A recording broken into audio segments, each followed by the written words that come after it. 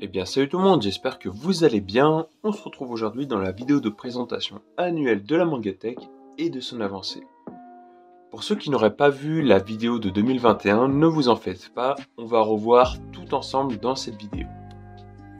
Ok, je fais juste une petite aparté pour vous dire que ici, comme vous pouvez le voir, il y a une petite pile de mangas. En fait, c'est ici que je pose les mangas que je n'ai pas encore présentés sur la chaîne et que je présenterai donc dans les achats du mois, etc.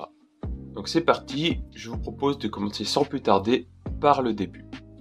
Donc on commence tout de suite avec les deux tomes de Ki qui sont juste ici. Donc je les avais achetés à l'époque pour soutenir Kevin Tran, étant donné que c'était un youtubeur qui avait fait un manga. Et il me semble qu'à l'époque c'était le premier, enfin du moins que je connaissais, à faire un manga. Du coup je voulais le soutenir. Alors je vous le dis d'avance, vous vous en doutez, si j'ai les deux premiers tomes, c'est que je n'ai pas accroché du tout.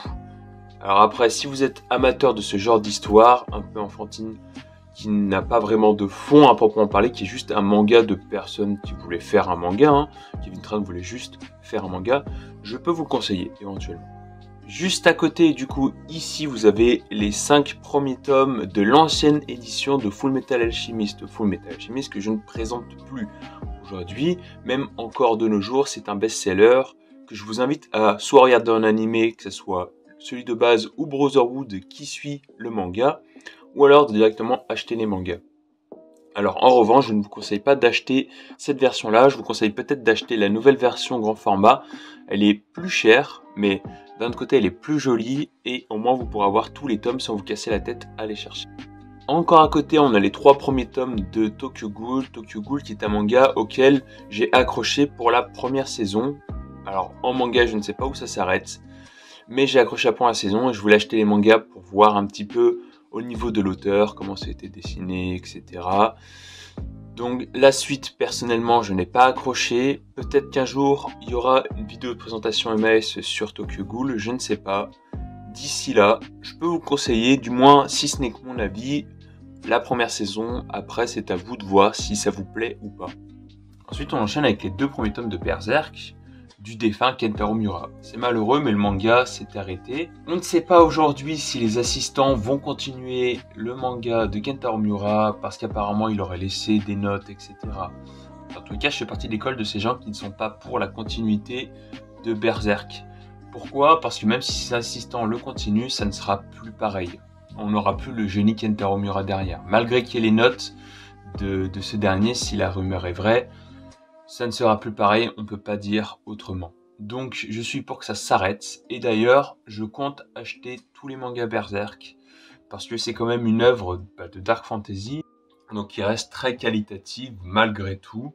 Donc Berserk, je peux que vous le conseiller en fin de compte. Moi, la seule petite chose que je n'ai pas trop appréciée vis-à-vis de Berserk, c'est que je suis tombé sur beaucoup de fans, une communauté en fait, c'est une partie de la communauté qui était un peu cancer vis-à-vis de Berserk. Mais derrière ça, le manga, lui, reste vraiment très qualitatif et très beau, surtout. Très très beau. Ensuite, on enchaîne avec les 11 tomes de Sankarea, donc, qui est, à mes yeux, un des mangas de rom-com un peu surnaturel les plus qualitatifs qui existent. J'ai vraiment adoré Sankarea et je peux que vous le conseiller. Donc, il me semble que, si mes souvenirs sont bons, ça fait 10 tomes et le 11e, c'est un tome bonus. Un tome, en fait, un peu spin-off, entre guillemets, car ça raconte l'histoire d'après, enfin bref. Je ne vous spoil pas, allez-y, foncez si vous aimez la rom-com un peu surnaturelle, c'est que du bonheur. Ensuite, on enchaîne avec les 11 premiers tomes de Nanatsu. Donc Nanatsu, honnêtement, je ne sais pas si je vais continuer la collection, étant donné que j'ai été déçu assez grandement, je vais pas vous mentir, de la fin de cet animé, de ce manga en général en fin de compte. Donc je ne sais pas encore si je vais continuer la collection ou pas. Moi, ce que j'aimais beaucoup, c'était cette fresque qui a, comme sur les anciens tomes de Dragon Ball, il me semble, ou Dragon Ball Z, je ne sais plus c'était lequel. Il y a une fresque comme ça et j'aime bien l'idée derrière. Mais bon, c'est si derrière je continue le manga ou pas en collection. Donc maintenant on sort de chez Pika pour entrer chez Kana. Alors ici on a les tomes 3, 5, 6 de Yu-Gi-Oh! Pourquoi j'ai les tomes de Yu-Gi-Oh! 3, 5, 6 comme ça en vrac? C'est tout simplement parce que j'ai eu une réduction sur les Naruto qu'on verra après. Et en fin de compte, il fallait un certain nombre de mangas et j'ai complété avec ce qu'il y avait. Donc Yu-Gi-Oh! J'aimerais faire la collection complète parce que mine de rien, c'est un manga qui est beaucoup plus mature dans le fond qu'on ne le pense malgré tout. Donc moi je peux vous conseiller Yu-Gi-Oh! Après il me semble que l'animé ne fait que la partie des cartes alors que Yu-Gi-Oh! En vrai c'est un ensemble de jeux. Enfin bref, je peux vous le conseiller si vous êtes amateur de jeux. Alors pas de jeux, j'entends pas jeux comme Kakegurui, hein, j'entends vraiment jeux, les jeux de société. Si vous êtes amateur de ça, je vous le conseille. À côté, du coup, Senseiya, les Chevaliers du Zodiaque. Donc personnellement, je n'aime pas, du moins le manga, je n'ai vraiment pas aimé le dessin, j'ai vraiment pas aimé l'histoire à l'intérieur, etc. Alors là, j'ai que les 2 premiers tomes, j'ai lu les 2 et ça m'a suffi pour ne plus accrocher. En revanche, l'animé était plutôt sympathique, contrairement au manga. Donc le manga, je vous le conseille pas forcément. L'animé, lui, par contre, vous pouvez y aller. Ensuite, ici, on enchaîne avec les 4 premiers tomes de Black Butler, donc qui est un manga, je le rappelle, avant dessiné par un ancien dessinateur de Yaoi, mais qui nous a sorti Black Butler et qui est un manga incroyable. Donc vous pouvez regarder l'animé, par contre la saison 2 il me semble qu'elle n'est pas du tout canon.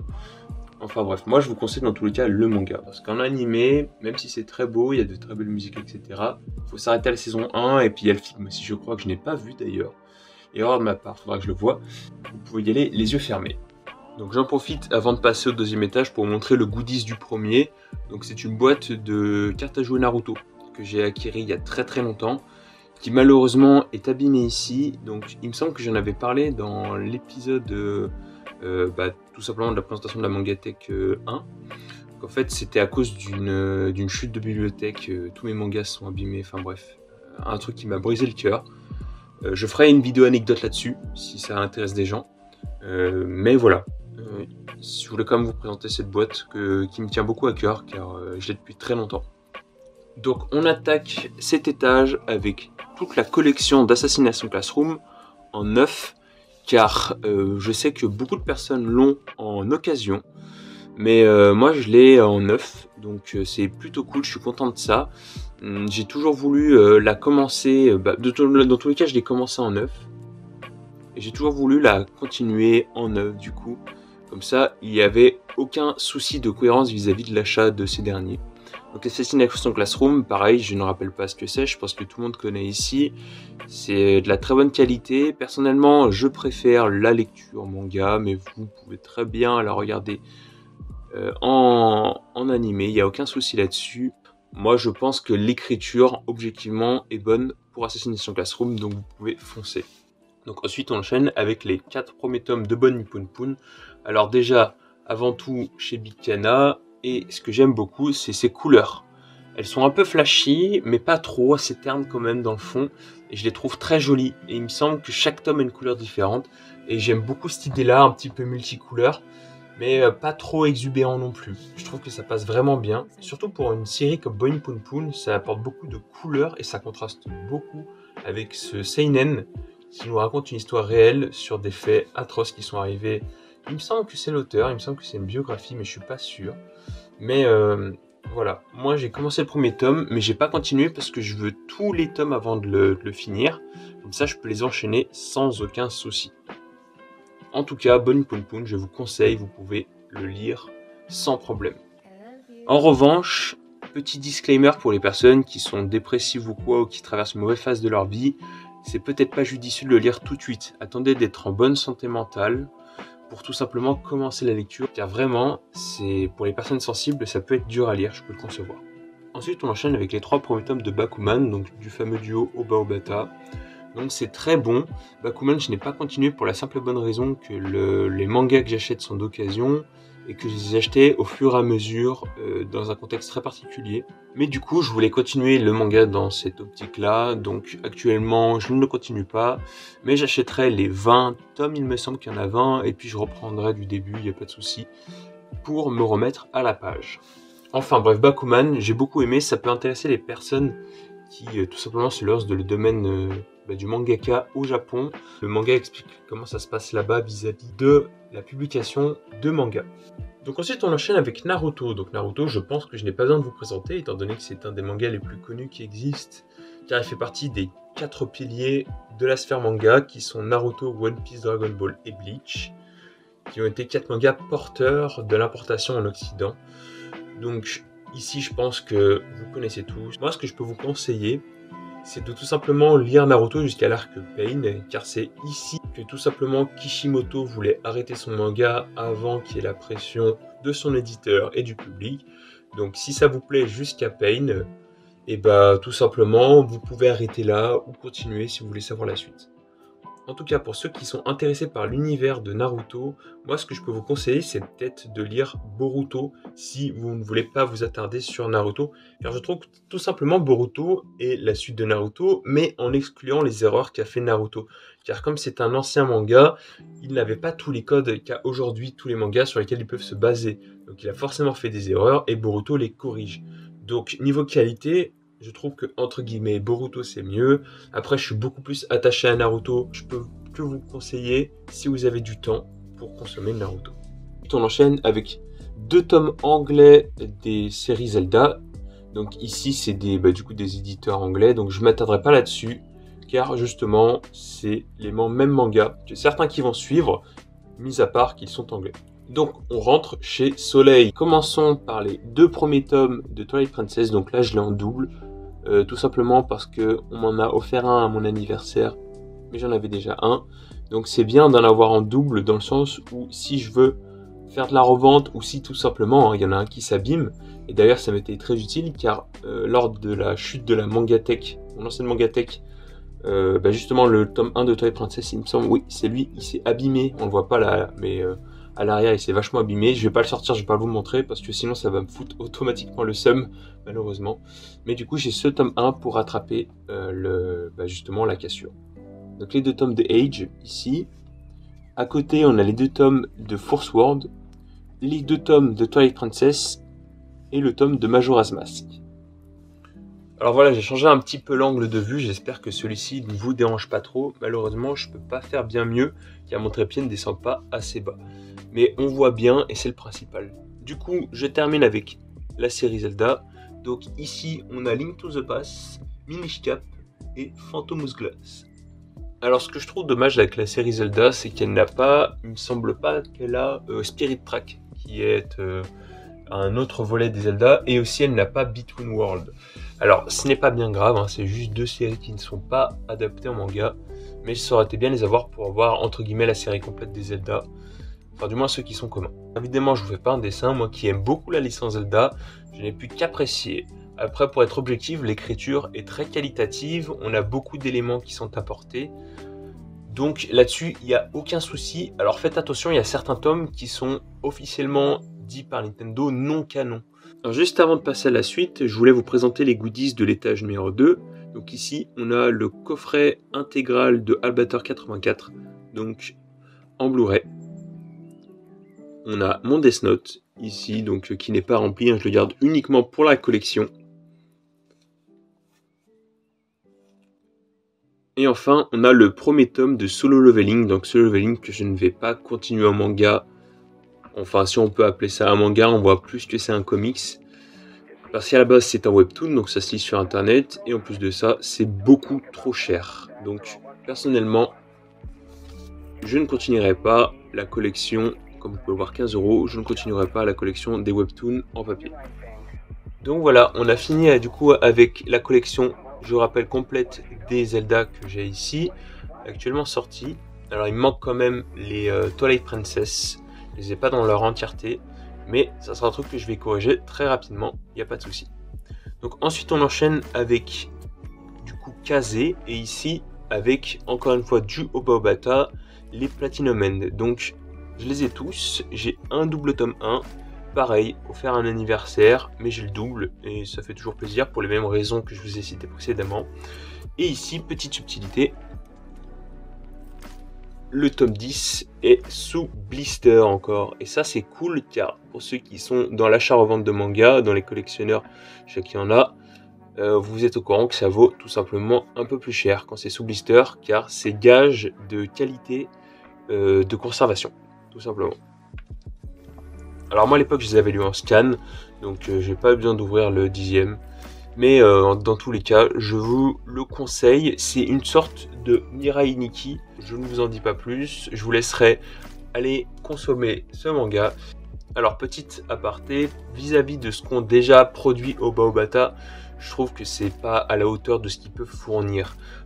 Mais sinon, je vous le conseille quand même si vous aimez le genre un petit peu Mirai Nikki, Battle Royale, etc. On enchaîne avec les 2 premiers tomes de All You Need Is Kill. Donc c'était dessiné du coup par le même dessinateur que No Platinum End. Et du coup, qu'est-ce que j'en pense? Tout simplement, c'était vraiment très bien. Donc je sais qu'il y a un film qui est sorti, donc qui reprend pas vraiment l'histoire, qui reprend juste les fondements. C'est Edge of Tomorrow, donc moi je n'ai pas aimé, je trouve que c'était un nanar. En revanche, le manga était très très bien. C'est à la même sauce que Re:Zero. Je vous en dis pas plus parce que ça risque de vous spoil, sinon un petit peu ce qu'il y a autour du manga. Mais franchement, ces 2 tomes, ça se lit très vite et c'est vraiment sympathique. En 2 tomes, le manga, il a réussi à m'émouvoir, donc je pense que ça peut vous intéresser si vous aimez un petit peu le psychodrama. Si ça vous intéresse, vous pouvez les lire, c'est une source sûre. Ensuite, on rentre chez Kiun et on commence avec Silent Voice. Donc j'ai tous les tomes en 9. Je suis plutôt content de les avoir. Donc il y a un film qui a été adapté, il me semble que ça a été animé par Kyoto Animation. Il est très beau visuellement et l'histoire est super belle. Moi, je vous conseille à 100% que ce soit le film ou les mangas, car c'est vraiment une très belle qualité d'écriture. C'est très moralisateur, c'est un très bon seinen. Allez le lire, absolument. Ne faites pas cette erreur de passer à côté de Silent Voice, car c'est vraiment une très belle qualité d'écriture en général. Ensuite, toujours chez Kiun, ici on a un bundle Black Torch. Donc Black Torch, il va y avoir un MAS, donc il est déjà écrit, il faut que je le mette en place. Il n'y a pas de souci. Alors Black Torch, ça ne casse pas 3 pattes à un canard, on va pas se mentir, mais c'est classique. Et dans le classique, c'est bien écrit, ça reste assez intéressant à lire. Il y a des choses, des petites subtilités qui ont fait que j'ai trouvé ce manga intéressant. Donc si vous êtes amateur du shonen un peu neketsu classique, vous pouvez foncer, surtout que les dessins sont très beaux. Je peux vous le conseiller si vous aimez le neketsu shonen, un petit peu dans l'univers shinobi moderne. Il n'y a aucun souci, vous pouvez y aller les yeux fermés. À côté, du coup, on rentre chez Ototo, donc avec les tomes 1 et 4 de Monster Musume, donc un ichi sur le thème Monster Girl. Je ne vais pas m'attarder là-dessus, car je pense pas qu'il y a des choses à dire vis-à-vis de Monster Musume. Soit vous connaissez, soit vous connaissez pas. Si vous êtes trop jeune, n'allez pas voir. Donc, enchaînons sur ce qui nous intéresse. Meiruko-chan, donc là, j'ai les 3 premiers tomes et j'ai le 4e qui est ici, donc je vous le sors. Voilà. Meiruko-chan, donc c'est une jolie qualité d'écriture. Et ce que j'aime beaucoup, c'est qu'il y a des moments auxquels on ne s'attend pas, des choses, des actions auxquelles on ne s'attend pas, et qui sont très intéressantes vis-à-vis du manga, en fait, ce qu'il nous vendait au départ. Et franchement, ça m'a surpris. Et c'est ça qui a fait que Meiruko-chan, j'ai accroché. J'ai été surpris par la qualité des rebondissements qu'il y avait. Donc le problème avec Meiruko-chan, c'est qu'il était adapté en animé, et je trouve que l'animé ne fait pas du tout honneur au manga. Il est beaucoup trop ecchi, et beaucoup trop axé sur ça. Il est beaucoup moins axé sur l'effet de surprise que peut nous apporter Meiruko-chan. Il est classé comme horreur, mais c'est pas vraiment horreur, hein. C'est juste que les dessins sont horrifiques sur leur apparence, mais il n'y a rien de flippant, quoi. Il n'y a pas de jumpscare ou quoi. Aucun souci. Moi, je vous conseille 0 l'animé, mais par contre, je vous conseille à 100% le manga. Vous pouvez y aller sans problème. À côté, le tome 1 du 2e arc de Re:Zero. Donc Re:Zero, un petit rappel, à mes yeux, c'est un manga qui a un potentiel qui a été, entre guillemets, gâché, alors que ça aurait pu être largement un de mes mangas préférés, facilement dans mon top 3, si ça avait été bien fait. Je ferai un MAS dessus, pour vous expliquer pourquoi Re:Zero, je trouve que le potentiel a été gâché. Malheureusement, et je le dis bien malheureusement, parce que ça me fait mal au cœur de voir ça de la part d'un manga qui aurait pu être incroyable. Donc comme vous pouvez le voir ici, on rentre à partir de Re:Zero dans les mangas universels. Tout simplement, en gros, c'est un petit peu là où je fourre tous les mangas que j'ai en un seul exemplaire, que je n'ai pas continué ou quoi. Tout simplement parce que je vais pas les ranger alors qu'il n'y a qu'un seul tome. Donc Dr Stone, bon, je vous le présente pas, il a fait un énorme bruit l'année dernière. C'est très bon dans la catégorie shonen. Pourquoi? Tout simplement pour une seule et unique raison qui dépasse toutes les autres. Parce que je sais qu'un Boichi a un très beau dessin, que c'est un bon shonen avec un bon fond, etc. Mais à mes yeux, ce qui fait que Dr Stone, c'est incroyable, c'est qu'il a été original. Ça nous parle de science au travers d'un shonen. Donc ça nous apporte de la culture, de l'éducation vis-à-vis de la chimie, de la science en général, et surtout c'est très bien écrit, c'est très bien amené. Franchement, Dr Stone, c'est super bien, je vous le conseille à 100%, même l'animé vous pouvez y aller sans souci. Gangsta, donc Gangsta, j'ai lu le tome 1, honnêtement j'ai pas accroché, mais je sais que ça peut plaire à certains, ce côté Yakuza, etc. Vous pouvez y aller si ça vous intéresse. Another, donc Another, il y a 4 tomes il me semble, il faut que je les complète. Another, pareil, j'ai lu le tome 1, quand j'ai su qu'il y avait un animé, j'ai arrêté de lire le manga, simplement parce que je n'ai pas accroché. Mais en revanche, si vous aimez bien le style un petit peu horreur psychologique, ça peut vous intéresser. Ensuite, les 2 premiers tomes de Kaguya-sama. Donc Kaguya-sama, c'était un de mes mangas rom-com préférés. Mais le problème, c'est que je trouve que Kaguya-sama est en train de s'éterniser. C'est le problème avec les mangas qui durent et qui font des mangas en longueur comme ça, c'est qu'au d'un moment ça radote, ça s'éternise. Et c'est ce qui fait que Kaguya-sama est passé de mon rom-com préféré à c'est discutable. Mais ça reste quand même un très bon rom-com que je peux vous conseiller. Si vous êtes amateur de la rom-com niaise, il n'y a aucun souci, vous pouvez foncer. Car je le rappelle, ça a été pendant un petit moment un de mes préférés. Denman Wonderland, donc Denman Wonderland, il faut que je complète tous les mangas. Je vous conseille peut-être pas l'animé parce qu'il s'arrête un petit peu à la sauce Blue Glad à un certain moment, on sait pas trop pourquoi, et ça ne continue pas, donc je pense que ça devait être un souci de budget ou quoi. Mais je vous conseille le manga, il est plutôt intéressant, c'est dans le milieu carcéral, très intéressant, et surtout la fin va vous surprendre. Il se passe quelque chose qui m'a vraiment surpris à la fin, et qui fait qu'il a monté en gamme dans mon espérance envers lui. Donc ensuite on enchaîne avec, donc vous l'avez pu voir, hein, le nom français, comme d'habitude en France. On ne donne pas des super noms pour les translates, donc Elfuda. Elfuda qui est un manga, du coup son mangaka avant était un dessinateur de doujinshi, aujourd'hui il fait des ecchi beaucoup plus sérieux qui sont édités, donc ici Elfuda, qui est un manga du coup, je le reprécise, ecchi, autour du thème de la perte de poids, de la santé, etc. Ici, on y suit une elfe qui vient dans le monde des humains et qui prend du poids parce qu'elle adore la bouffe humaine et qui peut pas repartir dans son monde étant donné que le portail, elle ne le passe pas vu qu'elle est trop grosse. Et du coup, elle va voir, alors je sais plus, il me semble que c'est un kiné, justement pour perdre du poids, etc. Et il y a une histoire qui se met en place autour de ce côté fantaisique qui envahit le monde humain et ça part dans un délire qui est assez intéressant. Donc moi c'est pour ça que je pense peut-être continuer Elfuda, mais je sais que ça plaît pas à tout le monde et que du coup beaucoup de personnes le vendent sur le marché de l'occasion. Donc si ça vous intéresse, passez par le marché de l'occasion. Ensuite Magus, donc Magus, il faut que je continue. Moi j'ai bien aimé, mais j'ai juste pas pris le temps de continuer. Je continuerai et je vous ferai un avis plus tard de si j'ai aimé ou pas. En tout cas, jusque-là, moi je peux vous le conseiller sans souci. Ensuite, pour finir cet étage, on finit avec Swordman. Donc Swordman qui est un manga qui se lit dans le sens littéraire classique en Occident. Donc c'est une sorte de mélange entre Kingdom, entre Vagabond, et honnêtement, moi c'est pas trop mon style. C'est pour ça que Kingdom, je les ai pas dans ma collection, parce que je sais que c'est de la qualité, mais c'est pas trop mon style. Donc, si c'est votre style à vous, vous pouvez acheter Swordman. Mais bon, ça c'est de tout à chacun. Ensuite, pour les goodies de cet étage. Donc ici, on a le tome édition perfect. Donc vous avez vu, ça fait un gros bébé. De Majora's Mask et de Link to the Past. Donc voilà. Moi je les ai déjà lus en manga papier classique ici. Donc je les relis pas. Je le garde juste fermé en tant que collection. Pour pas l'abîmer.